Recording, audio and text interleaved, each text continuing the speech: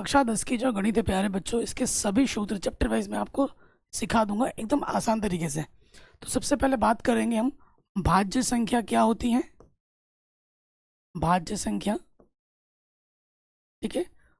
और एक चाहिए होगी आपको अभाज्य संख्या।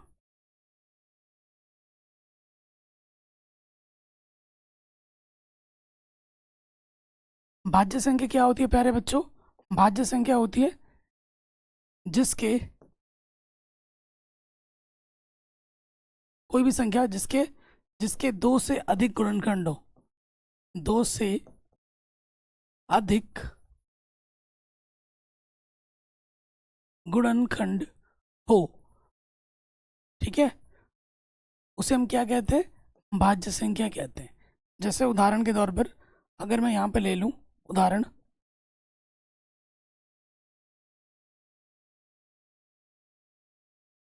में मैं ले लेता हूँ। जैसे कि मैंने यहाँ लिख दिया 4 और यहाँ लिख दिया मैंने 6। तो देखिए बाबू, ये जो 4 है, ये जो 4 है वो 2 से विभाजित होगा, 4 से विभाजित होगा, ठीक है, 2 से कटेगा और 1 से भी कटेगा। ऐसी संख्या जिसके 2 से ज़्यादा गुणनखंड हो, उसे हम क्या कहते हैं? भाज्य संख्या कहते हैं। 4 2 से कटेगा, 4 4 से कटेगा, 4 1 से कटेगा, 2 से ज़्यादा गुणनखंड है तो प्यारे बच्चों ये क्या है? भाज्य संख्या है। 6 देखो किससे कटेगा? 2 से कटेगा, 3 से कटेगा, 6 6 से कटेगा और 1 से भी कटेगा। 2 से ज़्यादा गुणनखंड है तो ये एक भाज्य संख्या है। अभाज्य संख्या क्या होती है? ठीक है, जिसके केवल ऐसी संख्या जिसके केवल दो ही गुणनखंड हो, दो ही गुणनखंड हो, ठीक है, उसे हम क्या कहते हैं? अभाज्य संख्या कहते हैं। उदाहरण के तौर पर जैसे मैंने यहाँ लिख दिया 2, यहाँ लिख दिया मैंने 3, ठीक है। अगर आप ध्यान से देखोगे ये 2 सिर्फ 2 से कटेगा और 1 से कटेगा, 3 सिर्फ 3 से कटेगा और 1 से कटेगा। तो ऐसी संख्या जिसके सिर्फ 2 ही गुणनखंड हो उसे हम अभाज्य संख्या कहते हैं, ठीक है।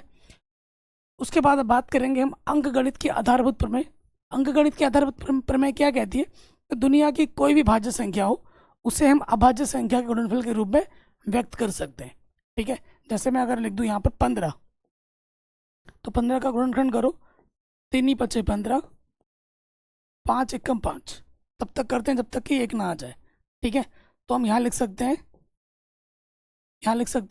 15 को कैसे लिख सकते हैं?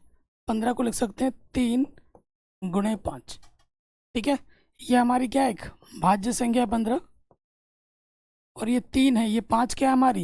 ये 3 और 5 हमारी क्या है? एक अभाज्य संख्या है।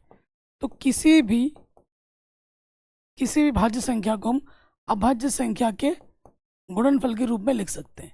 ये आपकी होती है अंकगणित की आधारभूत प्रमेय। उसके बाद और सूत्र की अगर हम बात करें तो आप जानते हो, क्या जानते हो? कि दो संख्याओं का जो गुणनफल होता है, दो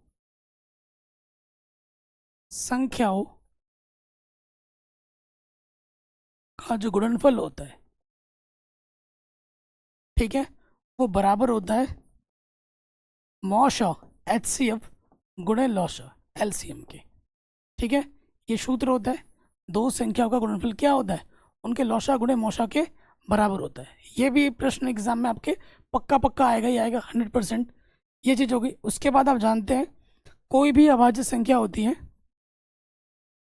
ठीक है, कोई भी अभाज्य संख्या होती है और उसके ऊपर अगर अंडर लग जाए तो उसे हम क्या कहते हैं? एक अपरिमेय संख्या कहते हैं।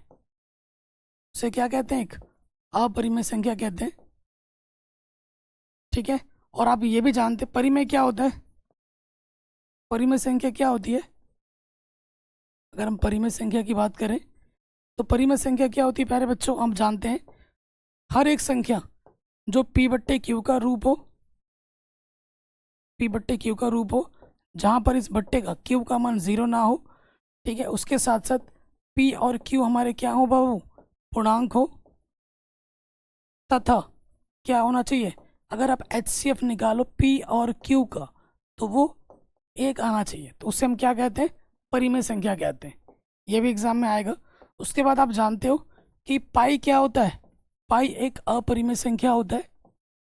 पाई एक अपरिमेय संख्या होता है, एग्जाम में ये आता है। उसके बाद पाई की बात भी होगी।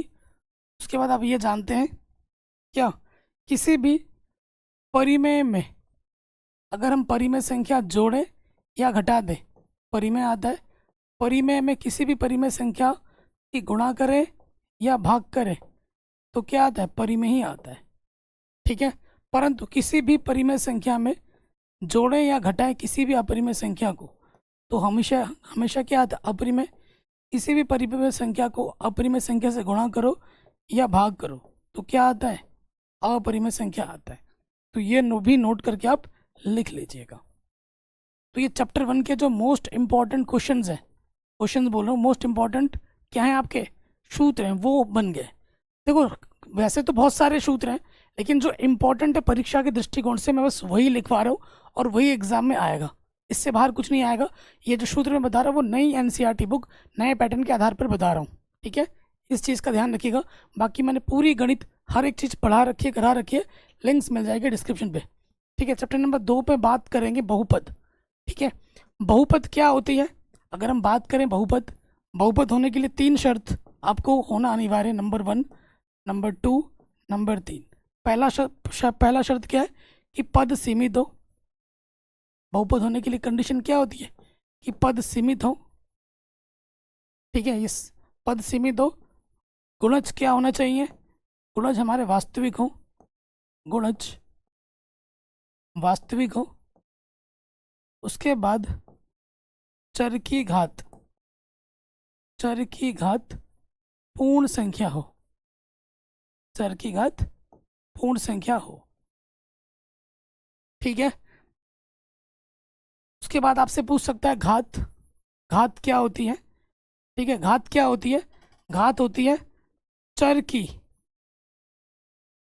चर की अधिकतम पावर। ठीक है, चर की अधिकतम पावर को हम क्या कहते हैं, घात कहते हैं। ठीक है, अगर घात,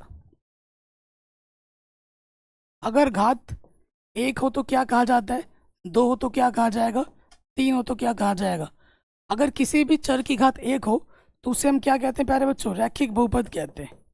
क्या कहते हैं, रैखिक बहुपद कहते हैं।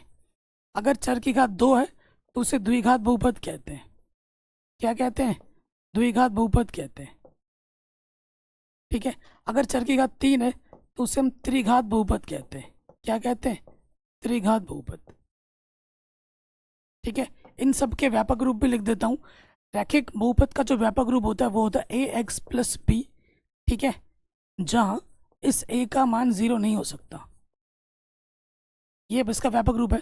द्विघात का व्यापक रूप लिख देता हूँ ax square plus b x plus c, जहाँ इस a का मान कभी भी 0 नहीं हो सकता। उसके बाद त्रिघात बहुपद का जो व्यापक रूप है वो होता है a x cube plus b x square plus c x plus d, जहाँ इस ए का मान एक्स क्यूब की घात का जो गुणज है उसका मान कभी 0 नहीं हो सकता। ये भी मैंने आपको बता दिया। ठीक है, और एक चीज़ इसमें आ जाती है द्विघात, द्विघात बहुपद के ग्राफ का नाम, ये एग्जाम में आ जाता है 1 नंबर में। ठीक है, आकृति का नाम क्या होता है, आकृति का नाम है परवलय। आकृति का नाम क्या होता है, परवलय होता है। अंग्रेजी में इसे क्या कहते हैं, पैराबोला कहते हैं। ये भी एग्जाम में आता है। इसकी जो आकृति होती है वो कुछ इस प्रकार से होती है, ऐसी भी हो सकती है, ऐसी भी हो सकती है, ऐसी भी हो सकती है। ठीक है, ये भी आप लिख लीजिए। इस जो भी मैं लिखवा रहा हूँ ये परीक्षा के दृष्टिकोण से इंपॉर्टेंट है, वही लिखवा रहा हूँ। फिर हम आ जाते हैं अगर हमारे पास द्विघात बहुपद है। ठीक है, हमारे पास क्या है बाबू, द्विघात बहुपद। द्विघात बहुपद में शून्यकों का योगफल और शून्यकों का गुणनफल का एक संबंध होता है। उसके सूत्र की बात करें, शून्यकों का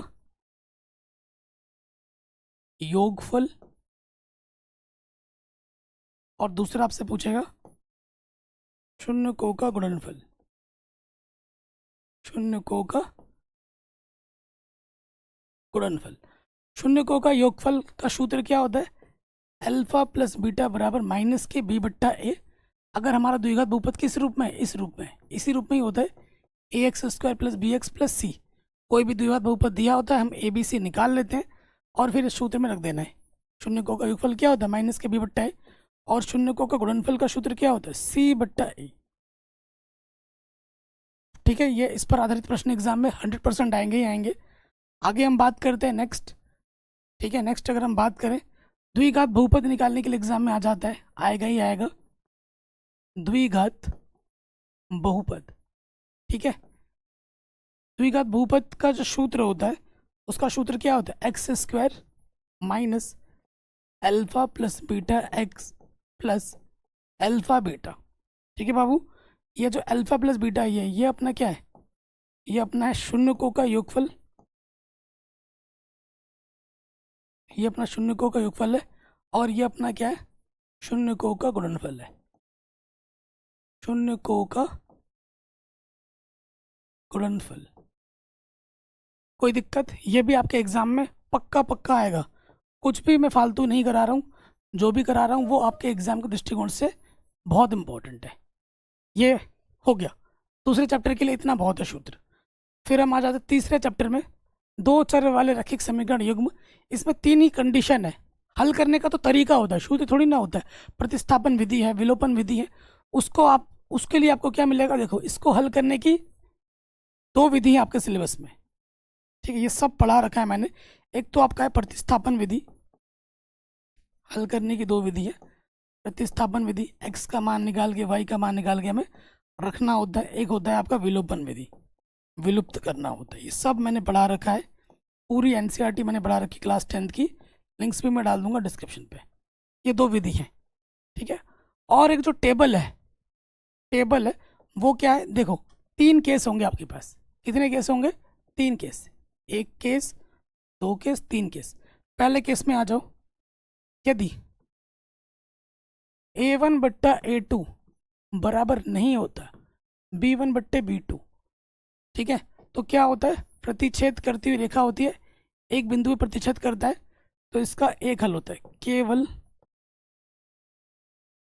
एक हल को अद्वितीय हल भी कहा जाता है। ठीक है, अद्वितीय हल भी कहा जाता है। और जब जब हल होगा तब तब उसे क्या कहा जाएगा? संगत कहा जाएगा। तो ये पहली केस है, पहला कंडीशन। अगर A1 बट्टा A2 बराबर नहीं है B1 बट्टा B2 के, तो प्रतिच्छेद करती हुई रेखा जाती है। ये क्या अपना? प्रतिच्छेद करती हुई रेखा, प्रतिच्छेदित रेखा, ऐसा बनता है। दूसरा केस अपने पास क्या है कि अगर A1 बट्टा A2 बराबर आ जाए B1 बट्टे B2 बराबर आ जाए C1 बट्टा C2, तीनों ही बराबर आ जाए। ये अपना दूसरा केस है, तीनों ही बराबर आ जाए तो क्या होता है? संपाती रेखा होती है। ये रेखा गई, इसी रेखा के ऊपर से दूसरी रेखा जाएगी अनंत बिंदुओं पर टच करती हुए। इसे हम क्या कहते हैं? संपाती रेखा। एक रेखा गई, उसके ऊपर दूसरी रेखा गई, अनंत बिंदु पर टच कर रही है, तो इसके अनेक हल होते हैं, अपरिमित रूप से अनेक हल। अपरिमित रूप से अनेक हल। ठीक है, जब जब हल होगा तब तब क्या होता है प्यारे बच्चों? संगत होता है। तो ये भी क्या होगा? संगत होगा। ये भी अपना संगत होगा। तीसरे केस में आ जाओ। अगला क्या केस है? A1 बट्टा A2 बराबर है अपना B1 बट्टा B2 परंतु बराबर नहीं है C1 बट्टा C2 के। ये तीसरा केस है अपना। तीसरे केस में क्या होता है? समांतर रेखा होती है। एक रेखा ऐसी गई, एक रेखा ऐसी गई। ठीक है, दोनों रेखा कभी आपस में टच ही नहीं करेगी, तो ये क्या अपना? समांतर रेखा है।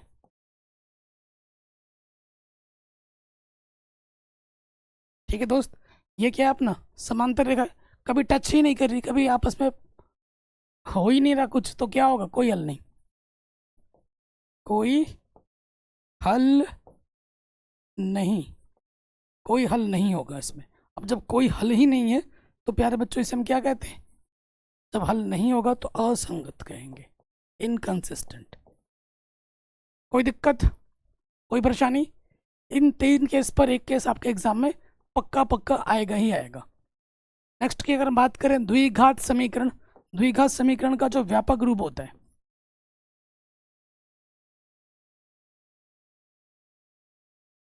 ठीक है, अगर मैं इसका व्यापक रूप लिख दूं, इसका व्यापक रूप क्या होता है? A x square plus b x plus c बराबर 0। यही होता है। जहाँ ये मेंशन करना बहुत ज़रूरी है कि भैया एक्स स्क्वायर का जो गुणज है ए का मान कभी 0 नहीं होता।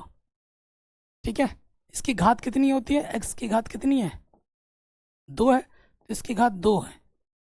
ठीक है, दो घात, जितने घात होते हैं उतने ही शून्य होते हैं। 2 घात है तो कितने शून्य होंगे? 2 ही शून्य होंगे। ठीक है, और ये ए बी सी क्या होते हैं? वास्तविक संख्या होती है। ठीक है, इसको हल करने के कई सारे विधि हैं। एक तो हल करने की तो एक तो गुणनखंड विधि है। गुणनखंड विधि कोई सूत्र नहीं है, एक सूत्र होता है आपका द्विघात सूत्र, श्रीधराचार्य का नियम। उसको लिख देता हूँ, द्विघात सूत्र। ये क्या होता है? द्विघात सूत्र x बराबर, ये होता है माइनस का b plus minus under root b square minus का 4ac बट्टे में 2a। ठीक है, ये आ जाता है एग्जाम में। उसके बाद अगर हम बात करते हैं, प्रकृति निकालने के लिए बोलता है, प्रकृति में आ जाते हैं तो हमें निकालना पड़ता है विविक्तकर। हमें क्या निकालना पड़ता है प्यारे दोस्तों? विविक्तकर। विविक्तकर को अंग्रेजी में डिस्क्रिमिनेंट कहते हैं, तो इसको डी से दर्शाते हैं। और इसका सूत्र होता है बी स्क्वायर माइनस के 4ac, बी स्क्वायर माइनस के 4ac। अब इस पर 3 स्थिति आ जाती हैं, इस पर 3 स्थिति आ जाती है। पहली स्थिति, दूसरी स्थिति, तीसरी स्थिति। पहली स्थिति क्या है कि यदि डी का मान क्या हो? धनात्मक आ जाए। ठीक है, ये पहली स्थिति है। उसके बाद यदि डी का मान क्या आ जाए? 0 आ जाए। और तीसरी स्थिति क्या है? यदि डी का मान ऋणात्मक आ जाए। ये 3 स्थिति होती है। अगर डी का मान धनात्मक आ रहा है तो मूल वास्तविक होता है, मूल वास्तविक, तथा x के जो मान होते हैं वो अलग अलग आते हैं, भिन्न भिन्न होते हैं। ठीक है, आप देख रहे हो मैं कितना फास्ट लिख रहा हूँ और मेरी राइटिंग फिर भी ठीक ठाक लगी रही होगी। अगर डी का मान 0 होता है तो मूल वास्तविक होता है तथा समान होता है। दोनों के दोनों x के मान सेम टू सेम होंगे। अगर डी का मान माइनस में आता है, ऋणात्मक आता है, तो कोई वास्तविक मूल नहीं होता, कोई वास्तविक मूल नहीं होगा।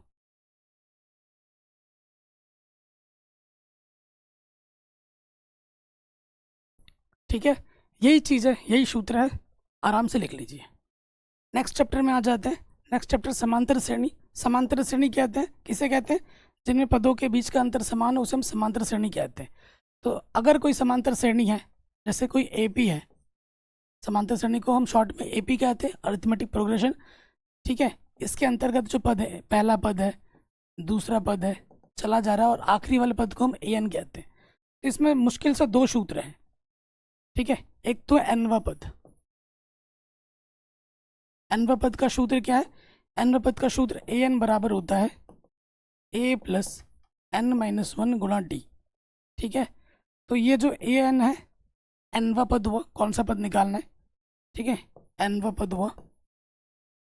उसके बाद ए अपना क्या हुआ? एपी का प्रथम पद हुआ।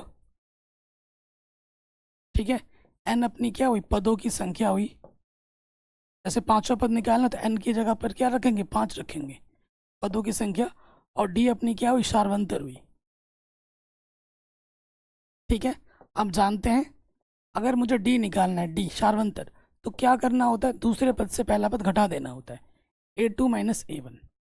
ठीक है, ये चीज़ आप जानते हैं। उसके बाद आता है आपका n पदों का योगफल, एशन। n पदों का योगफल। n पदों का योगफल का सूत्र क्या होता है? एशन बराबर, ये होता है n/2 2a plus n minus 1 गुणा डी। ठीक है। और एक दूसरा क्या होता है, अगर पहला पद और आखिरी पद मालूम हो तो वो होता है ए प्लस एल, या फिर इसको ऐसे भी लिखते हैं n/2 A plus A N. ठीक है जी। यहाँ पर ये जो ए एन बोलो या एल बोलो, ये क्या होता है, अंतिम पद होता है। एपी का क्या होता है प्यारे बच्चों, अंतिम पद होता है। ठीक है। उसके साथ साथ इन जनरल अगर मुझे कोई पद निकालना है, जैसे कि मुझे चौथा पद निकालना है, तो मैं कैसे निकाल सकता हूँ चौथा पद? चौथा पद निकाल सकता हूँ मैं जब मैं तीसरे पद में सार्वंतर जोड़ूंगा। अगर मुझे 10वां पद निकालना है तो कैसे निकाल सकता हूँ? जब मैं 9वें पद में सार्वंतर जोड़ूंगा। अगर मुझे 50वां पद निकालना है तो मैं क्या करूँगा, एक कम कर दो, 49वें पद में जब मैं सार्वंतर जोड़ूंगा तब मुझे ये मिलेंगे। इसका दूसरा रूप भी है, इसका दूसरा रूप भी है पद निकालने के लिए। दूसरा रूप क्या है, जैसे चौथा पद निकालना है तो मैं चौथा है ना, एक कम कर दूंगा, a + 3d, ऐसे भी निकाल सकता हूँ। 10वां पद निकालना है, एक कम कर दो, a + 9d, ऐसे भी निकाल सकता हूँ। 50वां पद निकालना है, एक कम कर दो, a + 49d, ऐसे भी निकाल सकता हूँ। कोई भी पद दो तरीके से निकाल सकते हैं। एक तो उससे पहला वाला पद पता हो, जैसे कि चौथा पद निकालना है, तीसरा पद पता हो, उसमें सार्वंतर जोड़ दो तो मिल जाएगा, या फिर एक कम कर दो, a + 3d, उससे भी निकल जाएगा। दो टेक्निक होते हैं कोई भी पद निकालने के लिए। ऐसे कोई भी पद निकालने के लिए आपको दो चीज़ चाहिए, प्रथम पद चाहिए और सार्वंतर चाहिए। मैं थोड़ा फास्ट बोल रहा हूँ क्योंकि मैंने सब कुछ पढ़ा दिया। यहाँ सूत्र मैं आपको बता रहा हूँ, सूत्र के लिए क्या ही समझाना। सूत्र अगर आपको डिटेल में समझना है तो आपको वीडियो देखनी है कि नहीं? इसी वजह से थोड़ा फास्ट पढ़ा रहा हूँ, तो ये भी आपका आराम से बन गया। छठे चैप्टर में कोई सूत्र है ही नहीं। छठे चैप्टर में क्या है, सिर्फ प्रमेय है। एक तो है पहला प्रमेय, थेल्स का प्रमेय। थेल्स का प्रमेय क्या कहती है, अगर आपके पास कोई त्रिभुज है, ठीक है, ये 6.1 के लिए बना रहा हूँ, इस त्रिभुज का नाम दे देते हैं। मान लेते हैं अगर हमारे पास कोई त्रिभुज है ABC, किसी भुजा के समांतर एक रेखा गई है और उसने बाकी दो भुजाओं को दो बिंदु पर कट किया है, DE। तो क्या कहता है थेल्स प्रमेय, अगर किसी त्रिभुज में एक भुजा के समांतर दूसरी भुजा है तो थेल्स प्रमेय क्या कहती है कि जहाँ पर इन्होंने कट किया है उनका जो अनुपात होता है AD/DB, AD/DB बराबर होगा AE/AC के। ये अपनी थेल्स प्रमेय है। ठीक है, ये अपनी थेल्स प्रमेय। प्रमेय 6.2 क्या कहती है, इसका उल्टा कन्वर्स होता है कि अगर हमारे पास कोई त्रिभुज है, ठीक है, इस त्रिभुज का नाम हम दे देते हैं ABC, और एक रेखा गई है, उसने दो बिंदु पर कट किया हुआ है ऐसे, ठीक है, इसका नाम देते हैं DE। यदि हमारे पास क्या हो, यदि AD/DB बराबर हो AE/EC, AE/EC, अगर इनके संगत भुजा का ये जो अनुपात है वो बराबर आ रहा है, मतलब संगत अनुपात AD/DB AE/EC के बराबर आ रहा है, तो वो तभी संभव है जब इन बिंदुओं को मिलाने से जो रेखा मिली है हमें और ये समांतर होगी। ये तभी संभव है जब DE समांतर हो BC के। ये आपका प्रमेय 6.2 है। इन सब का मैंने प्रूफ करा रखा है, सारे प्रमेय का। डिस्क्रिप्शन में लिंक मिलेगी, प्लेलिस्ट के जाके देख लेना। ठीक है, अगर हम बात करें 6.3, 6.4, 6.5, ये 5 प्रमेय है टोटल आपके। कह रहे हैं यदि दो त्रिभुजों में संगत कोण समान हो, इसका शॉर्टकट जो होता है एंगल है, ठीक है, और इसको याद रखने का टेक्निक है S, और इसका होता है साइड एंगल साइड, याद रखने का टेक्निक। ये क्या कहती है, अगर आपके पास कोई दो त्रिभुज है, एक त्रिभुज ये है और एक त्रिभुज ये है, मान लेते हैं, ये त्रिभुज बड़े छोटे हो सकते हैं, इसका नाम मान लो ABC और इसका नाम ले लो PQR। अगर किसी दो त्रिभुज में संगत कोण, ये वाला इसके और ये वाला इसके है, समान है, तो वो त्रिभुज आपस में क्या होती है, समरूप होती है। त्रिभुज PQR समरूप हो जाएगा त्रिभुज PQR, इधर से लिख दिया तो ABC क्या होगा। ठीक है, ये बोलता है अगर किसी त्रिभुज में दो संगत कोण समान हो तो वो त्रिभुज समरूप होते हैं, और दो त्रिभुज अगर समरूप होंगे तो उनके संगत भुजा का अनुपात बराबर होगा। यानी कि ए बी, यहाँ से ए बी, यहाँ से इसके बट्टे में आ जाएगा पी क्यू, यहाँ से बी सी, और यहाँ से आ जाएगा क्यू आर, और यहाँ से ए सी, ठीक है, ए सी, तो यहाँ से आ जाएगा पी आर। ठीक है, अगर त्रिभुज समरूप होते हैं तो उनके संगत भुजा का अनुपात आपस में बराबर होता है। ये क्या कहती है, अगर आपके पास दो त्रिभुज है, एक त्रिभुज ये है और एक त्रिभुज ये है, ठीक है, इस त्रिभुज का नाम देते हैं हम A B C P Q R. अगर इनमें संगत कोण, जैसे मान लेते एक दो, संगत कोण नहीं, संगत भुजा, ये सब सेंटीमीटर में है, और ये मान लो दो, ये है अपना 4 और ये अपना 6, संगत भुजा का अनुपात देखो 1/2 हो जाएगा, ये 2/4, संगत भुजा का अनुपात बराबर आ रहा है ना। देखो इसका भागा देंगे ए बी बट्टे पी क्यू, कितना है 1/2। उसके बाद आ जाओ बी सी बट्टे क्यू आर 2/4, तो एक कम दो, 2 दूनी 4, बराबर आ रहा है। उसके बाद आ जाओ ए सी बट्टे पी आर, ये कितना है 3/6, 3 एक कम 3, 3 दूनी 6, तीनों का अनुपात क्या है, समान है। अगर आपके पास दो त्रिभुज मिले हैं और उनके संगत भुजा का अनुपात तीनों समान आता है, तो वो दोनों त्रिभुज आपस में क्या होंगी, समान होंगी। अगर समान बोल रहा हूँ, समरूप होंगी। अगर दोनों त्रिभुज समरूप होती है तो उनके उससे हमें यह मिल सकता है कि उनके संगत कोण भी क्या होते हैं, समान होते हैं। ए पी के बराबर हो जाएगा, बी क्यू के बराबर हो जाएगा, और सी आर के बराबर हो जाएगा। ये प्रमेय 6.4 कहती है। ये सब मैंने डिटेल में पढ़ा रखा है, ये कोई सूत्र नहीं है, ये सब प्रमेय है। 6.5 क्या कहती है, अगर आपके पास दो त्रिभुज हैं, ठीक है, दो त्रिभुज हैं और उनमें दो भुजाओं का अनुपात और संगत कोण समान है, तो वो दो त्रिभुज आपस में समरूप होती हैं। ये सब मैंने चैप्टर में डिटेल में पढ़ा रखा है और इनका प्रूफ भी करा रखा है। अब आ जाओ निर्देशांक ज्यामिति में। निर्देशांक ज्यामिति में आप जानते हैं, कोई भी बिंदु की अगर हम बात करते हैं, बिंदु में दो चीज होती है, एक तो x और y, x दिशा में कितना गया, y दिशा में कितना गया, ये बताता है बिंदु। x को हम क्या कहते हैं, भुज कहते हैं, और y को हम क्या कहते हैं, कोटि कहते हैं। ठीक है, उसके बाद अगर हम बात करें चतुर्थांश की बात करेंगे, ये अपना क्या होता है, एक्स अक्ष होता है, इधर x का मान पॉजिटिव होता है, इधर x का मान नेगेटिव होता है। ये y अक्ष होता है, ऊपर y का मान पॉजिटिव, नीचे y का मान नेगेटिव होता है। और x अक्ष और y जहाँ कट करते हैं उसे हम मूल बिंदु कहते हैं। मूल बिंदु का निर्देशांक 0,0 होता है। ठीक है, ये अपना प्रथम चतुर्थांश है, ये अपना द्वितीय चतुर्थांश, तृतीय चतुर्थांश, चतुर्थ चतुर्थांश। ठीक है, प्रथम चतुर्थांश, द्वितीय चतुर्थांश, तृतीय चतुर्थांश, चतुर्थ चतुर्थांश। प्रथम चतुर्थांश में इधर x का मान पॉजिटिव, ऊपर y का मान भी पॉजिटिव, इधर x का मान नेगेटिव, ऊपर y का मान पॉजिटिव। यहाँ पे आएगा बिंदु, इधर x का मान नेगेटिव, नीचे y का मान भी नेगेटिव, इधर x का मान पॉजिटिव, नीचे y का मान नेगेटिव। ये चिन्ह परिपाटी होती है, ये आप जानते होंगे। उसके बाद अगर मैं बात करूं, ठीक है, उसके बाद अगर मैं बात करूं, दो बिंदु है, एक रेखा है, मान लेते हैं ये रेखा है, ये बिंदु P है, ये बिंदु Q है। ठीक है, इस बिंदु का निर्देशांक अपने पास है x1, y1 है, x1, y1, और ये अपना x2, y2 है। ठीक है, और इसके बीचों बीच एक बिंदु निकालना है, मान लेते हैं ये A, ये अपना क्या है, मध्य बिंदु है। ये अपना है मध्य बिंदु। मध्य बिंदु का निर्देशांक क्या है, x, y है। तो x निकालने का सूत्र क्या होता है, x1 + x2 बट्टे में 2। y निकालने का सूत्र होता है y1 + y2 बट्टे में 2। ये मध्य बिंदु का हो गया। उसके बाद आ जाओ, उसके बाद हम आ जाते हैं सेक्शन फॉर्मूले पे। जैसे हमारे पास एक रेखाखंड है, ये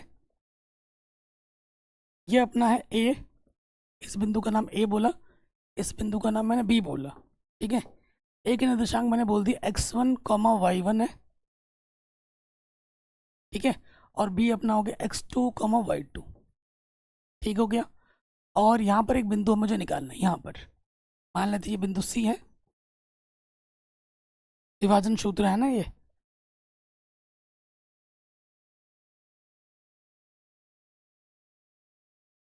ठीक है, हमारे पास क्या हो रहा है कि ये जो सी बिंदु है इस रेखाखंड को दो टुकड़ों में बांट रहा है। ये टुकड़ा आपका क्या है, M1 है, ये टुकड़ा आपका M2 है। तो आपको x और y निकालना है। सी आपका क्या है, विभाजन बिंदु है। x निकालने का सूत्र क्या होता है, M1 x2 plus M2 x1 बट्टे में M1 प्लस M2। y निकालने का सूत्र क्या होता है, M1 y2 plus M2 y1 बट्टे में M1 प्लस M2। ठीक है, एक चीज़ मेरे दिमाग से छूट रही थी। अगर कोई बिंदु x अक्ष में हो, x अक्ष के लिए क्या होता है प्यारे बच्चों, x अक्ष के लिए y निर्देशांक 0 होता है और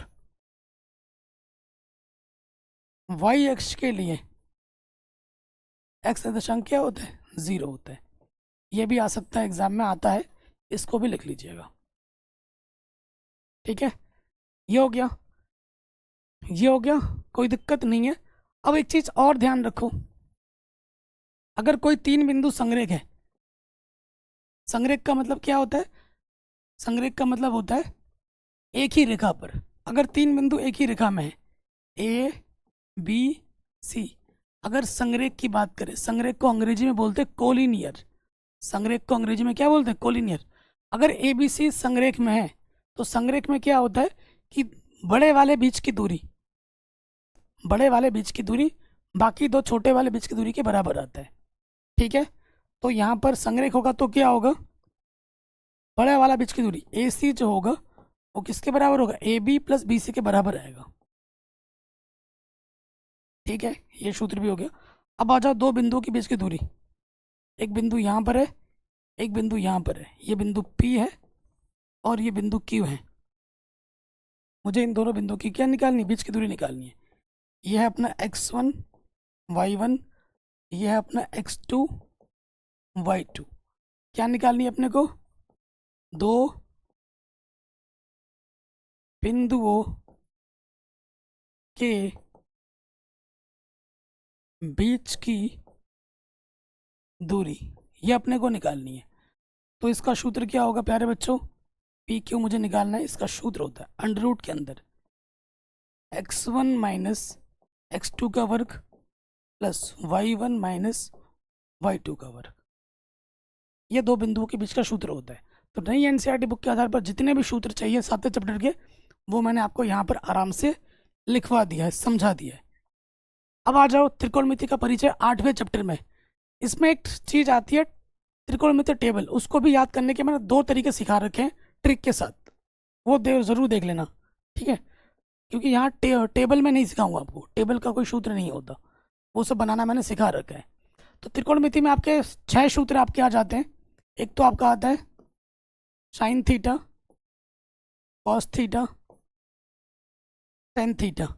अगला क्या होता है, अगला आपका होता है साइन कॉस टेन, कॉसेक, सेक, कॉट। ठीक है, इसको याद करने का तरीका क्या है, देखो उससे पहले आपको तो पता ही होगा त्रिकोणमिति के सारे नियम कानून समकोण त्रिभुज में लगते हैं। यहाँ पे समकोण है, अगर इसका नाम मैं दे दूँ पी क्यू आर। ठीक है, तो अगर यहाँ पर मेरा कोण है, ठीक है, यहाँ पर मेरा कोण है, तो कोण के सामने वाली भुजा हमेशा लंब होती है, 90 अंश के सामने वाली भुजा हमेशा कर्ण होती है, और ये लंब है ये कर्ण, तो ये ऑटोमेटिकली क्या हो जाएगा, आधार हो जाएगा। क्योंकि एक समकोण त्रिभुज है तो इसमें पाइथागोरस प्रमेय लगेगा। पाइथागोरस प्रमेय हमेशा संतुष्ट होती है।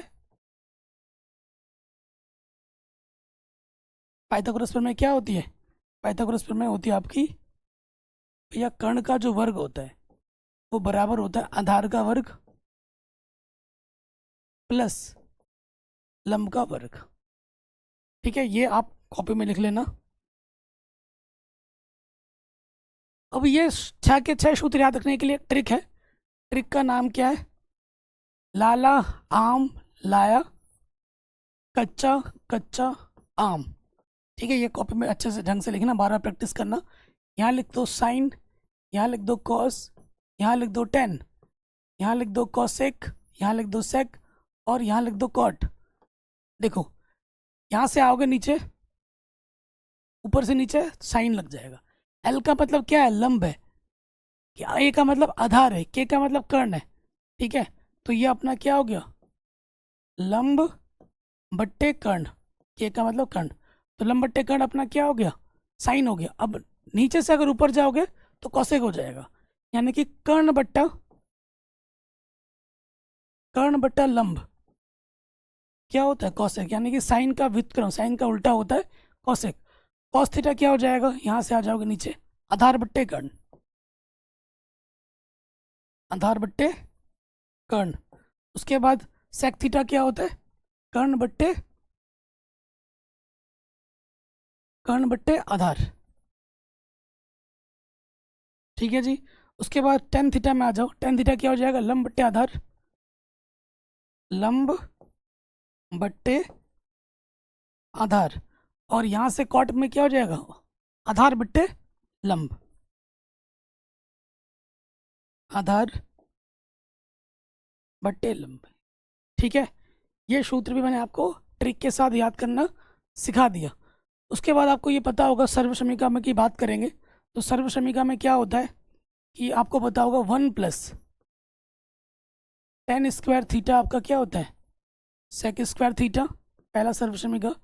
दूसरा आपका होता है 1 + कॉट स्क्वायर थीटा क्या होता है, कॉसेक स्क्वायर थीटा।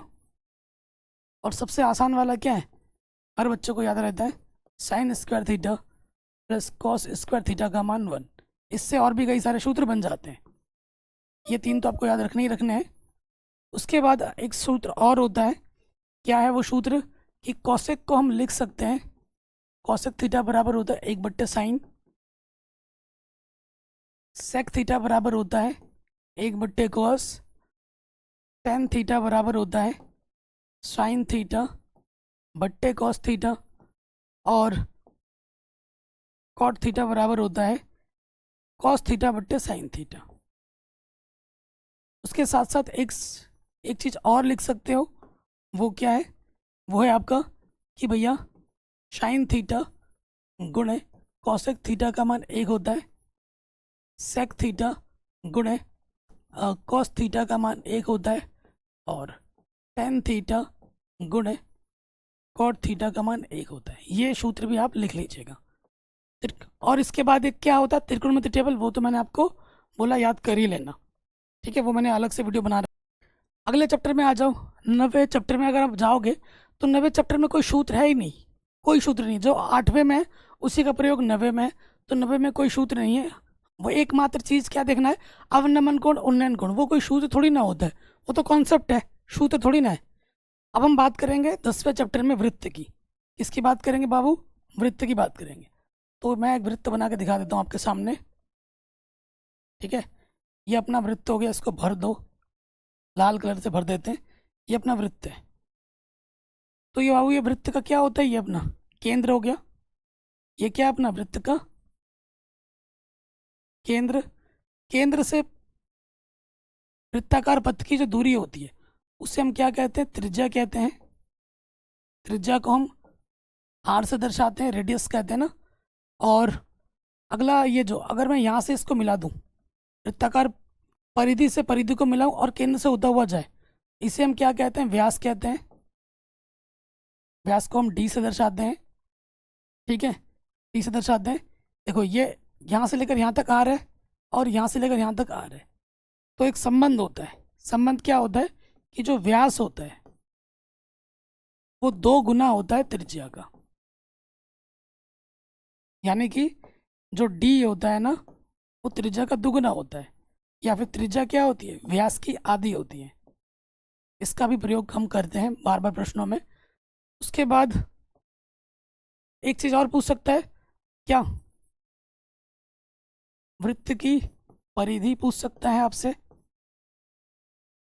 जिसका सूत्र होता है 2πr, आर अपनी त्रिज्या है। और क्षेत्रफल पूछ सकते हैं,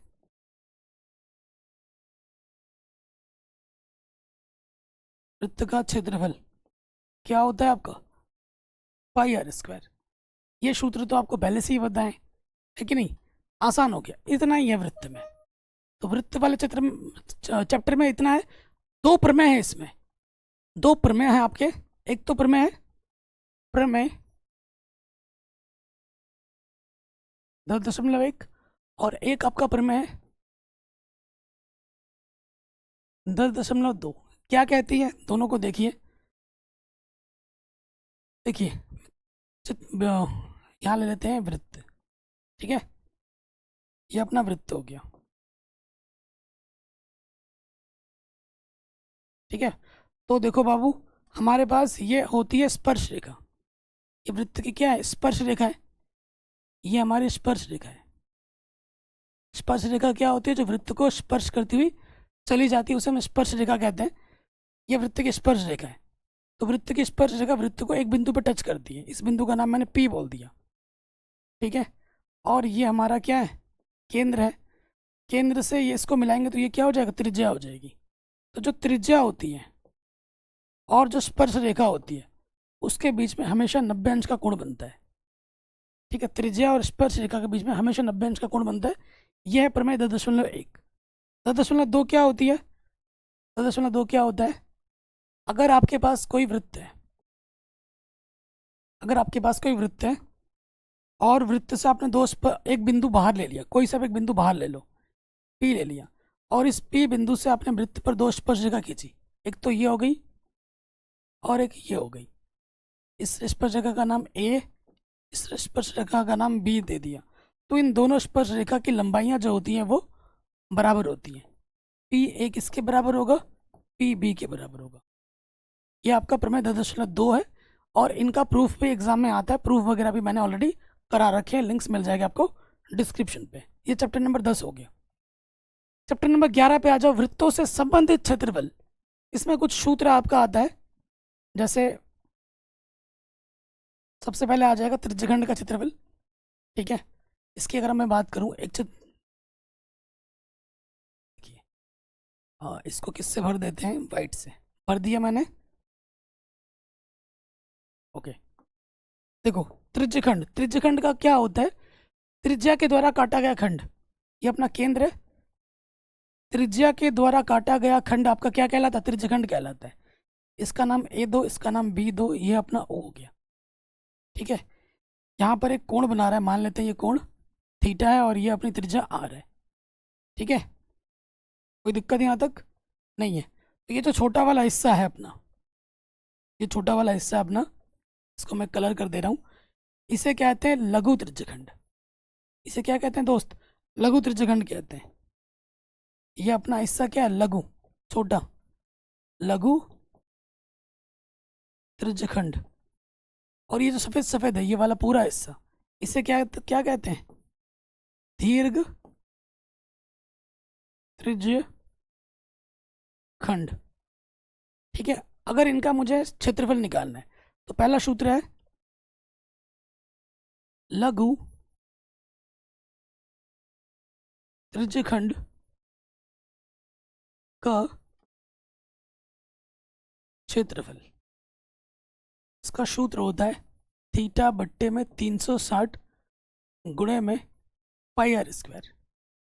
और दूसरा क्या है, दीर्घ त्रिज्यखंड, दीर्घ त्रिज्य खंड का क्षेत्रफल। इसका सूत्र होता है थीटा, नहीं नहीं नहीं, क्या भावना में बह जा रहा था। एक तो देखो, एक एक आता है ना, उसकी भी बात करता हूँ। अगर मुझे यहाँ ये वाला पार्ट निकालना है, ठीक है, इसे क्या कहते हैं, चाप कहते हैं, चाप। अगर मुझे क्या निकालना है, चाप निकालना है, चाप की लंबाई निकालनी है, तो उसका जो सूत्र होता है वो होता है बाबू थीटा बट्टे 360। चाप किस पे आ रहा है, परिधि पे आ रहा है, परिधि का सूत्र क्या होता है, 2πr, ये सूत्र होता है, ठीक है। दीर्घ त्रिज्यखंड का क्षेत्रफल निकालना है, सफेद वाला टुकड़ा निकालना है, कैसे निकलेगा, जब पिज्जा में से इस ये जो स्लाइस तुमने खाया है उसको फेंक दोगे तो ये सफेद सफेद हिस्सा बच जाएगा। यानी कि दीर्घ त्रिज्यखंड का क्षेत्रफल का सूत्र क्या होगा, वृत्त का क्षेत्रफल,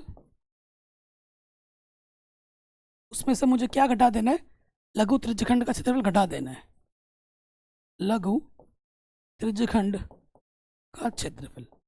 तो सूत्र लिख के दिखाओ भाई, क्या आएगा? वृत्त का क्षेत्रफल होता है पाई आर स्क्वायर, और लघु का क्या होता है? थीटा बट्टे 360 गुणे में पाई आर स्क्वायर। ठीक हो गया? ये सूत्र आप अच्छे से याद कर लेना। यहाँ पर मैंने आपको 3 सूत्र बता दिए। अब आता है वृत्तखंड। वृत्तखंड कैसे पता लगेगा? जीवा के द्वारा काटा गया खंड।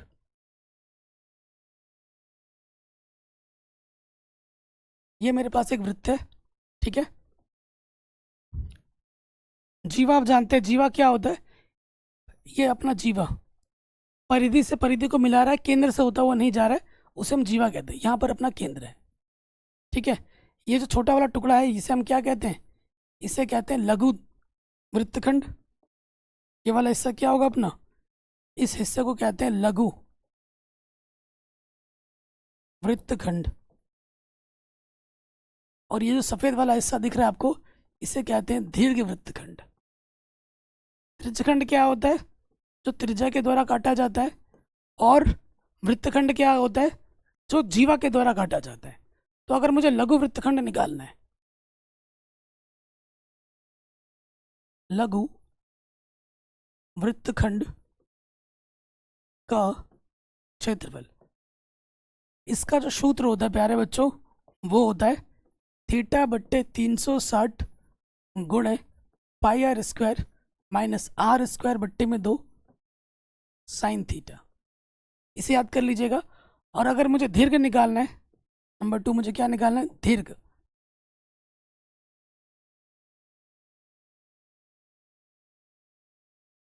दीर्घ वृत्तखंड का क्षेत्रफल मुझे निकालना है। तो वो कैसे निकलेगा? वृत्त के क्षेत्रफल में से इतना क्यों क्या करना है? घटा देना है। तो ये हो जाएगा वृत्त का क्षेत्रफल, जिसका सूत्र होता है पाई आर स्क्वायर माइनस लघु वृत्तखंड का क्षेत्रफल। जो भी आप निकालोगे उसमें से ये घटा दोगे। ये सूत्र हो गया, सिंपल, कोई अब आ जाते हैं अगले चैप्टर में, पृष्ठीय क्षेत्रफल और आयतन। ठीक है, इसमें कई चीज़ें आपको मिलेंगी। सबसे पहले आ जाते हैं, वृत्त का तो मैं लिखा चुका हूँ, पहले आ जाते हैं घन पे।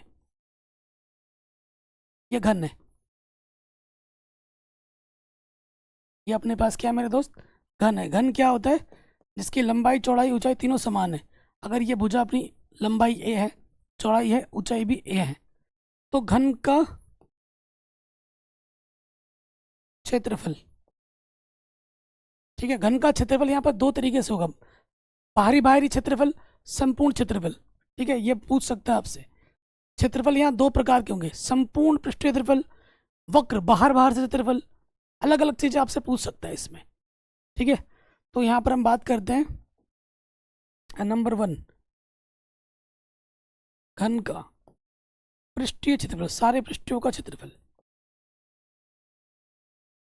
इसका सूत्र होता है 6a स्क्वायर, 6 गुणा भुजा का वर्ग।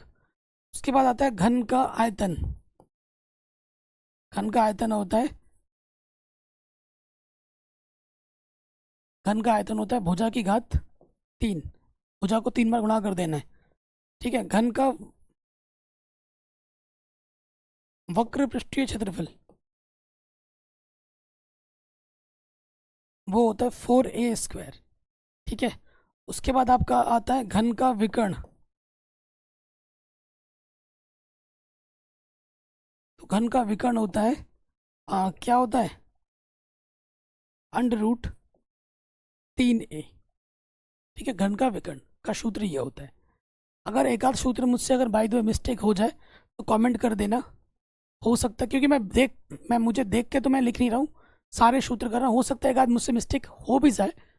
मुझे लगता नहीं कि होगा, बट अगर हो जाए, तो अगर हो भी जाए तो मुझे बता देना, मैं कमेंट में करेक्ट कर दूंगा। ठीक है, अब हम आ जाते हैं नेक्स्ट घनाभ पर। घनाभ क्या होता है? जिसकी लंबाई चौड़ाई ऊंचाई अलग अलग होती है। यह है अपना घनाभ। ठीक है, घनाभ की ये लंबाई हो गई, ये चौड़ाई होगी, ये ऊंचाई होगी। ठीक है, तो हम बात करते हैं घनाभ का पृष्ठीय क्षेत्रफल। पृष्ठीय क्षेत्रफल, इसका सूत्र क्या होता है? 2LB plus BH plus HL। ठीक है, ये हो गया। उसके बाद अगर हम आयतन की बात करें, इसका आयतन का सूत्र होता है इसमें LBH, लंबाई गुणा चौड़ाई गुणा ऊंचाई। ठीक है, और इसका अगर विकर्ण की अगर हम बात करें तो विकर्ण का सूत्र होता है अंडर रूट के अंदर L² B² प्लस H²। ये हो गया। ठीक है, ये हो गया। और इसमें एक सूत्र छूट रहा है मेरे से, हमारा सूत्र एक छूट रहा है इसमें। क्या छूट रहा है? वक्र वक्र पृष्ठीय क्षेत्रफल छूट रहा है। वक्र पृष्ठीय क्षेत्रफल मतलब बाहर बाहर से। ठीक है, मुझे ध्यान में नहीं आ रहा है अभी, मैं इसलिए मैं यहाँ पर कर दे रहा हूँ। इसका जो भी सूत्र होगा मैं वो कमेंट कर दूंगा। ऑनेस्टी के साथ बता रहा हूँ, मुझे अभी पूरा याद नहीं आ रहा। मैं नहीं चाहता कि मैं कोई गलत सूत्र यहाँ लिख दूँ। ध्यान से हट रहा है अभी, हो सकता है आगे वीडियो बनाते बनाते याद आ जाए तो मैं लिख दूँ। अगर नहीं भी होता तो मैं कमेंट कर दूंगा। अगर आपको आता है तो प्लीज़ कमेंट कर देना, देखता हूँ किसका सही होता है, हमारा या फिर आपका। ठीक है, ये भी हो गया। अब हम बात करते हैं गोले की। ठीक है, एक गोला बनाते हैं। ये गोला है। ठीक है, ये क्या है मेरे दोस्त? गोला है। ये वृत्त नहीं है, ध्यान रखना। ये अपना एक गोला है। ठीक है, मैं लिख भी देता हूँ कि भाई ये अपना गोला है। ये गोले की क्या है? अपनी त्रिज्या है R। ठीक, लिख देता हूँ कि भैया ये गोला है। वृत्त का तो आपको पता ही है, गोला है। तो गोले में क्या आ जाएगा? पहले गोले में आ जाएगा अपना क्षेत्रफल आता है गोले का। गोले का क्षेत्रफल होता है 4πr²। और आयतन होता है कितना? 4/3 πr³। ये हो गया गोला पूरा। अब ये हो सकता है कि अर्धगोला बोल दे, अर्धगोला। ठीक, तो अर्धगोला मैं यहाँ बना के दिखाता हूँ। ठीक है, ये पूरा अपना क्या है? अर्धगोला। ठोस है पूरा। ये यहाँ से लेकर यहाँ तक क्या है? इसकी त्रिज्या है। ठीक, तो अर्धगोले का देखो, यहाँ पर क्षेत्रफल दो प्रकार के आते हैं अर्धगोला में। एक तो आपका आता है वक्र पृष्ठीय क्षेत्रफल, बाहर बाहर से। एक आएगा संपूर्ण पृष्ठीय क्षेत्रफल, संपूर्ण पृष्ठीय क्षेत्रफल। तो वक्र पृष्ठीय क्षेत्रफल क्या होता है इसका? 2πr² होता है। संपूर्ण में क्या होता है? संपूर्ण का सूत्र होता है इसका 3πr²। ठीक है, आयतन क्या होता है इसका? ये अपना क्या है दोस्त? ये अपना है अर्धगोला। ठीक है, आयतन इसका होता है 2/3 πr³। ठीक है, लिख लीजिएगा। अगले सूत्र में हम आ जाते हैं। अगले सूत्र में हम आ जाते हैं जिस अगला सूत्र है अपना बेलन। ठीक है, इस बेलन से हर एक शादीशुदा इंसान डरता है। ये बेलन है, तो भाई बेलन की ये अपनी क्या होगी? त्रिज्या हो गई। और बेलन की अपनी ये क्या हो गई? ऊंचाई हो गई। ठीक है, तो इसमें क्या आ जाता है? बेलन का एक तो होता है इसमें वक्र पृष्ठीय क्षेत्रफल, जिसका सूत्र होता है बेलन का 2πr/h। R अपनी त्रिज्या है। एक आपका आता है संपूर्ण पृष्ठीय क्षेत्रफल, संपूर्ण पृष्ठीय क्षेत्रफल। इसका जो सूत्र होता है वो होता है 2πr/h प्लस 2πr²। ठीक है, आयतन पे आ जाओ। इसका आयतन होता है बेलन का πr²h। ठीक है जी, अब आ जाओ। नेक्स्ट आपका आता है शंकु। ठीक है, ये शंकु है अपना। शंकु की ये क्या हो गई? त्रिज्या हो गई। ये क्या हो गई? ऊंचाई हो गई। और ये अपनी क्या हो गई? तिर्यक ऊंचाई हो गई। ठीक है, इसे क्या कहते हैं? तिर्यक ऊंचाई। तिर्यक ऊंचाई निकालने का सूत्र होता है,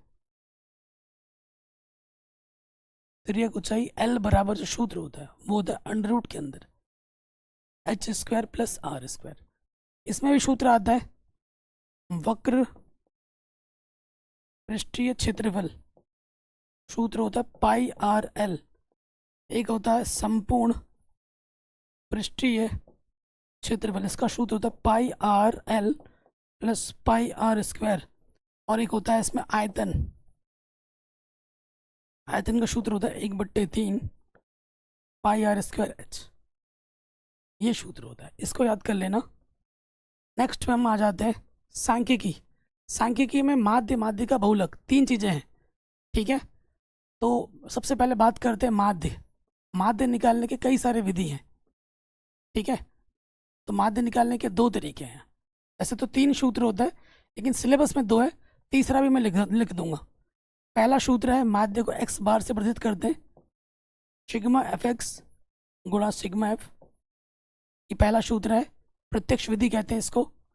इस विधि का नाम क्या, इस सूत्र का नाम क्या है, प्रत्यक्ष विधि। सब पढ़ा रखा है, नीचे मिल जाएगा आपको, देख लेना। अगला आता है कल्पित माध्य विधि।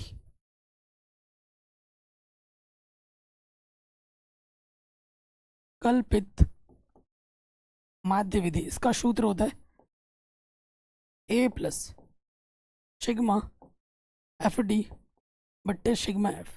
डी कैसे निकाला जाता है, ए तो निकालने का तरीका है, डी का जो सूत्र होता है वो होता है हर एक एक्स में से ए को घटाना होता है। ए आपका कल्पित माध्य है, ठीक है। निकालने का तरीका कैसे होता है वो देख लेना। अगला आता है आपका कल्पित माध्य विधि हो गया। अगला विधि है आपका पग विचरण विधि। नहीं, एनसीईआरटी में ये सिलेबस में नहीं है, बट फिर भी मैं लिख दे रहा हूँ, ठीक है। पग विचरण एक्स बार बराबर होता है ए प्लस सिग्मा एफ यू गुणा सिग्मा एफ गुणा एच, ठीक है। ये होता है u बराबर क्या होता है, u बराबर होता है डी बट्टे एच, ठीक हो गया। माध्य, अब आ जाओ माध्य लिखो। माध्य तो हो गया माध्यक, माध्यक को माध्यिका भी कहते हैं। इसका सूत्र होता है एल प्लस एन बट्टा दो माइनस सी एफ गुणा एच बट्टे एफ। एन क्या होता है, सी एफ क्या होता है, एच क्या होता है, ये आपको प्रश्नों में पता लगेगा। फिर आ जाओ बहुलक। बहुलक बराबर क्या होता है, L plus F one minus F zero गुणा एच बट्टे में आपका होता है two F one minus F zero minus F two. ये बहुलक का सूत्र होता है। माध्य, माध्य का बहुलक में एक संबंध है कि बहुलक बराबर क्या होता है, बहुलक बराबर होता है माध्यिका का 3 गुना, माध्यक का 3 गुना। उसमें से आपको क्या करना है, दो माध्य घटा दोगे तो इसके बराबर आता है।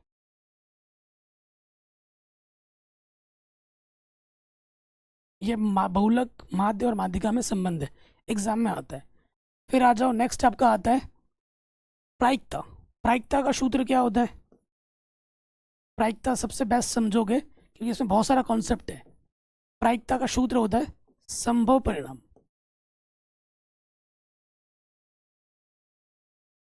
बट्टे कुल परिणाम।